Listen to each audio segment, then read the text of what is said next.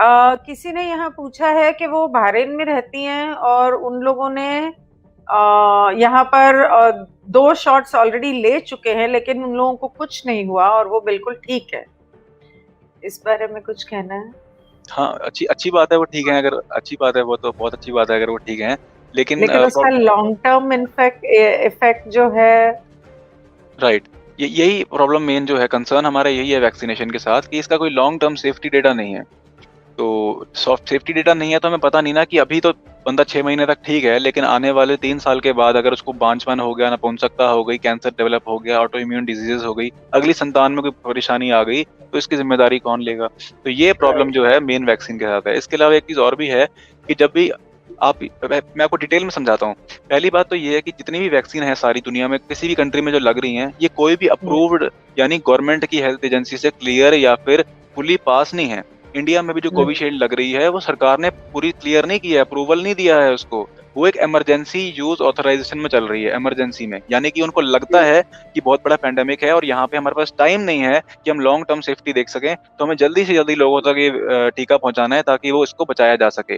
तो जल्दी जल्दी पहुंचाने के चक्कर में क्या होगा कि आगे दिक्कत जो आने वाली है वो हम देख नहीं रहे। तो इसको कहते हैं emergency use authorisation. None of the vaccine has been approved by the Indian health agencies और the food and drug administration. America की एफडीए ने भी अभी तक कोई भी वैक्सीन को अप्रूव नहीं किया है। मैं कनाडा में रहता हूँ, यहाँ पे भी जो अप्रूवल हुआ है इस टीके का वो इंटरिम ऑर्डर पे हुआ है। अब देखिए कनाडा में लोगों को लग रहा है कि भाई वैक्सीन जो टीका आया है बहुत अच्छा है और सब लगा रहे हैं, मतलब काफी लोग लगा रहे हैं, काफी नहीं भी लगा रहे, तो उनको लग रहा है कि ये अप्रूव्ड है, पर गवर्नमेंट ने इसको फुली अप्रूव नहीं किया है। ये इंटरिम ऑर्डर है, यानी उनको लग रहा है कि इसका जो बेनिफिट है वो रिस्क से ज्यादा होगा, इसलिए लोगों को लगाई जा रही है। तो पहली बात अप्रूव नहीं हुई। अब अप्रूव क्यों नहीं हुई उसका कारण ये है कि अभी तक इसकी सेफ्टी टेस्टिंग की जो क्लिनिकल ट्रायल की डेट है वो कंप्लीट ही नहीं हुई। कोई भी वैक्सीन मार्केट में आती है तो उसको 5-10 साल टेस्टिंग की जाती है, फिर लोगों को दिया जाता है कि भाई चलो ये सेफ है और लोगों को लगाया जाएगा।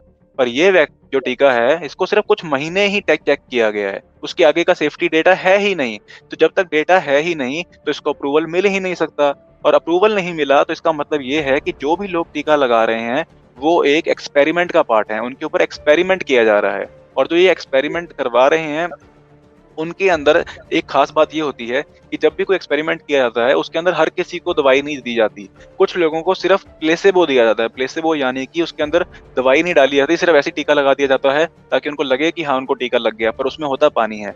तो जिनको तो पानी लगा है, जिनको तो प्लेसेबो लगा है, वो तो सुरक्षित रहेंगे लंबे टाइम तक, लेकिन जिनको असली टीका लगा है उनको लॉन्ग टर्म में क्या प्रॉब्लम आएगी ये तो वक्त ही बताएगा। लेकिन प्रॉब्लम क्या है कि ये जो टीका है इसके अंदर एक टेक्नोलॉजी है जिसको mRNA यानी मैसेंजर आरएनए कहते हैं, और इसके अंदर नैनोलिपिड टेक्नोलॉजी यूज की गई है।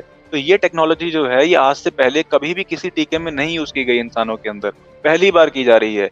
तो और सबसे बड़ी बात तो देखिए, जो मॉडर्ना कंपनी है उसने आज तक कभी कोई टीका नहीं बनाया, और न्यू टेक्नोलॉजी का टीका सीधा वो बना के लोगों पे लगाने लगी है। तो ये कितना बड़ा एक्सपेरिमेंट लोगों के साथ होने वाला है। तो हम कोई लैब रैट थोड़ी हैं या कोई गिनी पिग थोड़ी हैं जो हम बिना सोचे समझे ही इस टीके को लगवा लेंगे, वो भी इस डर में कि हमें ये भूत बीमारी ना हो जाए, जिसकी प्रिवेंशन और ट्रीटमेंट पॉसिबल है। हमने देखा है 50,000 से ऊपर लोग इंडिया में ठीक हुए हैं, और भी दुनिया के बहुत सारे डॉक्टर्स हैं, जैसा कि मैंने बताया आपको, American frontline doctors, world doctors alliance, वो भी यही कह रहे हैं कि जब हम बताने लगते हैं लोगों को ट्रीटमेंट के बारे में तो हमारी वीडियो डिलीट कर दी जाती है, हमारा अकाउंट डिलीट कर दिया जाता है। तो ये सारी चीज हैं, तो ये समझनी पड़ेगी। और हाँ, डेटा की बात करें तो अब अमेरिका का मैं आपको डेटा बताता हूँ। अमेरिका के अंदर एक सिस्टम है vaccine adverse event reporting system. इसके अंदर जो लोग रिपोर्टिंग करते हैं कि टीका लेने के बाद क्या दिक्कत आई, तो जून 4 तक की जो रिपोर्ट है मैं आपको बताता हूँ। जून 4 तक इस टीके को लेने के बाद क्या हुआ है, 5,800, मैं इंग्लिश में बोलता हूँ, मेरे हिंदी में नंबर्स पढ़ना थोड़ा मुश्किल लगता है। No problem. 5,888 डेथ्स हुई हैं, मतलब इस टीके के बाद 5,888 डेथ्स हुई हैं। 19,597 हॉस्पिटलाइजेशन हुई हैं।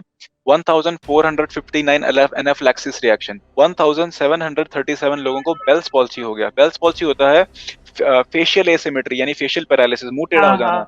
आपने वो भी वीडियो देखी होंगी कि लोगों का मुंह टेढ़ा हो गया वैक्सीन लगाने के बाद। इसके अलावा क्या है, 2,190 लोगों को हार्ट अटैक आया है। इसके अलावा 1,087 लोगों को मायोकार्डाइटिस, मायोकार्डाइटिस होता है हार्ट की इन्फ्लेमेशन। एक बार हार्ट में इन्फ्लेमेशन हो गई तो वो पूरी तरह ठीक होना बहुत मुश्किल हो जाता है। उसके अलावा 652 मिस कैरिजेस, मतलब कि जो गर्भवती महिलाएं थी उनका जो बच्चा था वो गिर गया इस वैक्सीन को लगाने के बाद। प्रेग्नेंट लेडीज और के ऊपर क्या, एक्सपेरिमेंट किया जा रहा है। आप सोचिए कितनी क्राइम पर अगेंस्ट प्रेग्नेंट ह्यूमैनिटी है। लेडीज को तो मना किया हुआ है ना लगाने के लिए। राइट, मना तो किया हो गया है, लेकिन वो उसकी सेफ्टी के अंदर लिखा हुआ है कि प्रेग्नेंट लेडीज जो है वो अपने डॉक्टर्स की सलाह लेके ही अपने डिसीजन लीजिए। लेकिन प्रेग्नेंट लेडीज ने फिर भी लगाया है टीका। तो जब जिन्होंने एक्सपेरिमेंट अपने ऊपर करवा लिया तो उनमें से फिर नतीजा सामने हुआ कि मिसकैरेज हो गई, बच्चे की डेथ हो गई। तो इस तरह की रिपोर्ट्स भी आ रही हैं। तो इन रिपोर्ट्स को देखते हुए वैक्सीन का अप्रूवल नहीं हुआ, वैक्सीन एक्सपेरिमेंटल है। और जो भी कंपनी इस वैक्सीन को बना रही है, इस टीके को बना रही है, अगर मान लो कल नो खुदा ना खास्ता किसी को कुछ हो जाता है तो वो जिम्मेदारी भी नहीं लेंगी, कंपनसेशन भी नहीं देंगी। तो इन बातों को देखते हुए मुझे तो नहीं लगता है कि किसी भी समझदार इंसान को ये टीका लेना चाहिए। रहना चाहिए। और मैं तो ले नहीं रहा, मेरे अलावा हजारों डॉक्टर्स नहीं ले रहे और वो भी अपने पेशेंट्स को मना कर रहे हैं। लेकिन इन डॉक्टरों की बात आप तक पहुंचाई नहीं जा रही। बस बात ये है, और आपको लग रहा है कि भाई देखो अमेरिका में टीका लग रहा है, कनाडा में टीका लग रहा है, यूके में टीका लेकिन लग रहा है। बहुत जगह पर वो लोग जबरदस्ती कर रहे हैं कि आप टीका नहीं लेंगे तो आपको नौकरी से निकाल दिया जाएगा, आपको तनख्वाह नहीं मिलेगी, आपकी बिजली काट दी जाएगी, या आप अपनी दुकानें नहीं खोल सकते, या आप ट्रैवल नहीं कर सकते। परेशानी तो ये हो रही है। अब बात समझिए ना, टीका किस लिए लगा के आ रहे हैं, लोगों को क्यों लगा रहे हैं? क्योंकि लोगों को सेफ करना चाहते हैं। लेकिन लोगों की बिजली काट के, लोगों का ट्रैवल बंद करके, लोगों का जॉब बंद करके ये कौन सी सेफ्टी दे रहे हैं? इसका मतलब है कि ये सेफ्टी के लिए नहीं आ रहा टीका, ये आपको खत्म करने के लिए आ रहा है अंदर से, ताकि आप अगली संतान आपकी ना आए। और ये डीपॉपुलेशन ग्लोबल एजेंडा जो है वो ये है, एजेंडा 21, एजेंडा 2030 कहते हैं जिसको, कि दुनिया के अंदर 700 करोड़ लोग हैं और 700 करोड़ की संख्या बहुत ज्यादा है। हमें इसे घटा के 100 करोड़ तक लेके आना है और इसका टारगेट है 2030 तक। 2030 तक इन्होंने दुनिया की पॉपुलेशन को रिड्यूस करना है। और कैसे होगा?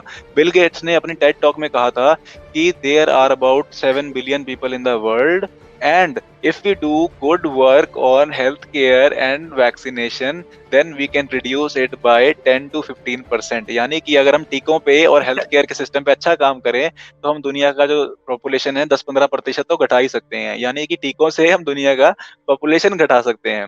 First, we've got population. The world today has 6.8 billion people. That's headed up to about 9 billion. Now, if we do a really great job on new vaccines, healthcare, reproductive health services, we could lower that by perhaps 10 or 15%. तो आप समझिए ये टीका जो है ये आपकी health के लिए नहीं आ रहा। एक minute, guys, this video is definitely going to be deleted by YouTube. I don't know if I'm going to be able to download it also. So if you can record it on your phone or download somehow so that it's there and we can share it on Telegram and other forums maybe. Okay? Yes. अब बोलिए आप। Right, सो ये global मैंने इतनी कोशिश की थी कि नहीं हो, लेकिन ठीक है।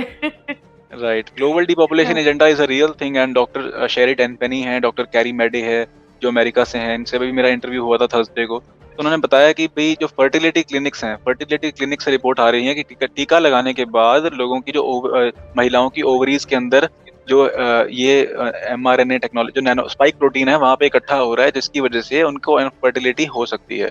इसके अलावा जो मेन है उनके अंदर स्पर्म, क्या होता है?